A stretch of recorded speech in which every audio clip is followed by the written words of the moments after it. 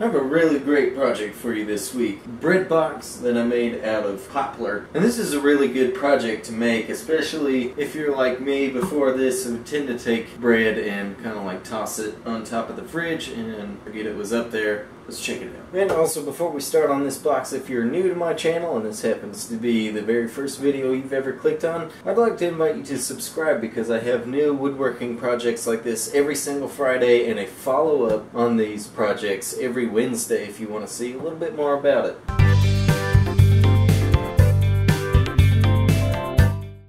I'm going to go ahead and glue my bottom panel together and the panel that'll be the door in the box.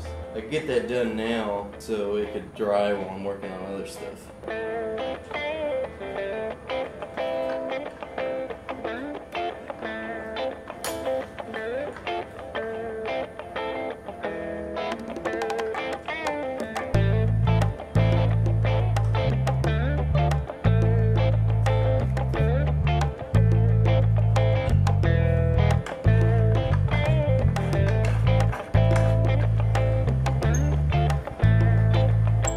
So for my bread box, I want it to be 17 inches wide. Seeing as how I'm probably going to be trimming things up, I'm going to go ahead and just put a mark at 18 inches.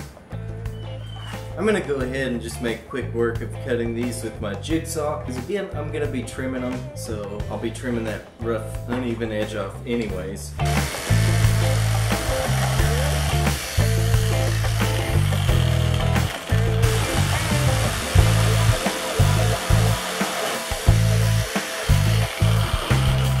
Just as I did with my 1/2 inch panels, I could glue these 3/4 inch panels together.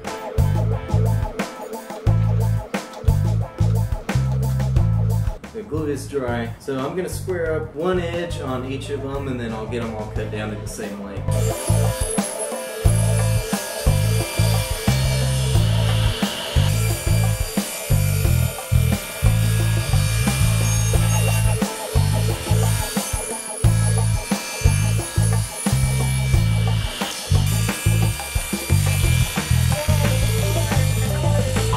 Now I can cut all my panels to their final 17 inches.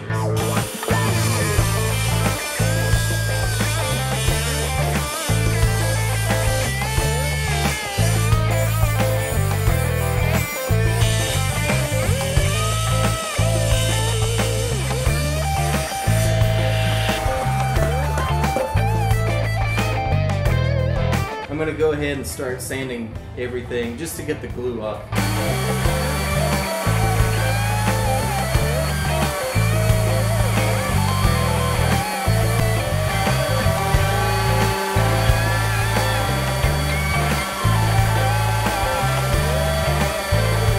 So I picked 2 of those panels to be the side of my bread box, and I want it to be 11 inches tall. I probably didn't need to make all the panels the same size, but who cares, dude?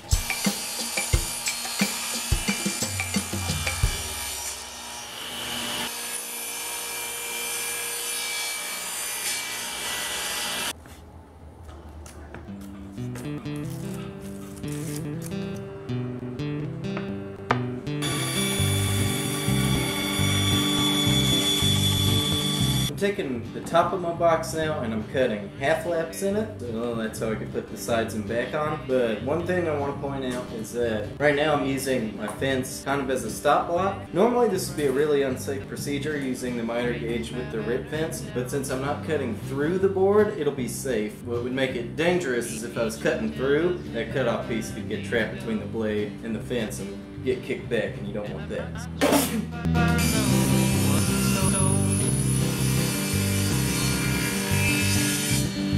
Now with that initial cut made, I no longer need my fence because I could just go all the way to the end of each board.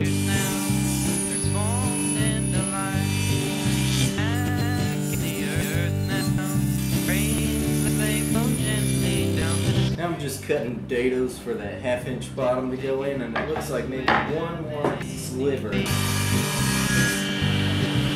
Got the door panel cut to size, inside panel cut to size. Put these together and drill a hole for this dowel to go in through to the door. Alright, that took me a minute, but I think I figured it out. I drilled my holes. I think that's going to work, so I should just to be able to drill straight in.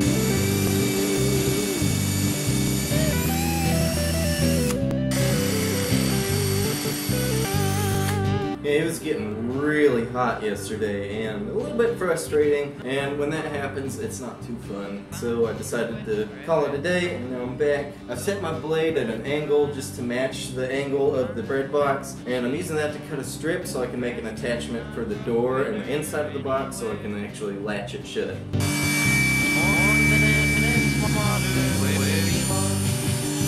So here's those little cleats I cut, and they actually have to go a weird way like that because this is coming in at this angle. So I've got the box flipped upside down. The cleat that's going to go on the lid is sticking past the lid, which means it's not going to open, which means it actually needs to go up a little bit. Use some CA glue to kind of like temporarily put it there. This guy is going to have this piece of metal put on it, and then this will have two magnets in it, so that's how it'll latch shut. Alright, after sort of crudely chiseling out just a little spot for that little plate to go, I'm going to glue it in there with some CA glue.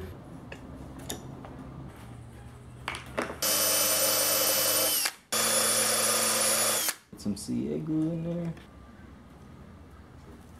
Let's give it a test drive. This is really one of those projects where I went into it thinking that this was going to be an easy one. I was expecting a 2-day build, but so far it's actually proved a lot more difficult than I thought. Cut this little 1/2-inch block, and I'm just going to shape that to a handle. Finally, I am ready to start assembling my box. Never thought this moment would come.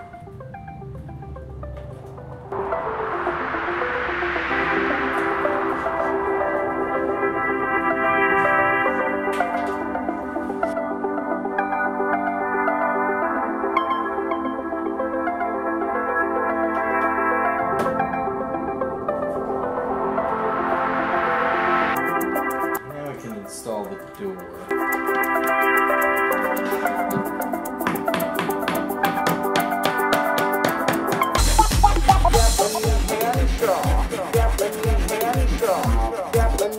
Went ahead and spared y'all another sanding session after the glue was dry. I've already sanded it with this up to 220, so now I'm just going to go over it with that 320 and just get it more smooth.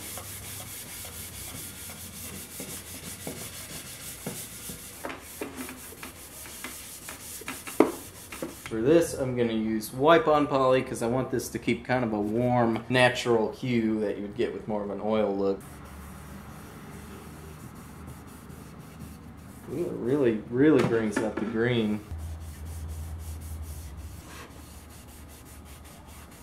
One thing to expect with Poplar is this green won't be green forever. Eventually it'll turn kind of a sandy brown. One last touch will be adding these little rubber feet.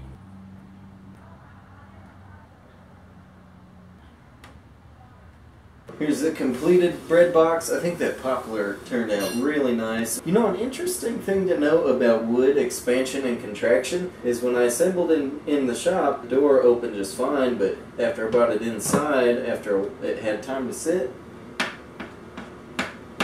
and also it's rubbing right there, which it didn't when I assembled it. Once again, if you liked this project and enjoyed it, please give it a thumbs up. That helps out a lot. Be sure to subscribe to this channel because I have brand new woodworking videos like this every single Friday, except next Friday we will have a wood species basics video looking at Poplar, and the following Friday, September 6th, I have a really special video for y'all on September 6th, so that'll be exciting. Thank you very much for watching. I will see you next time.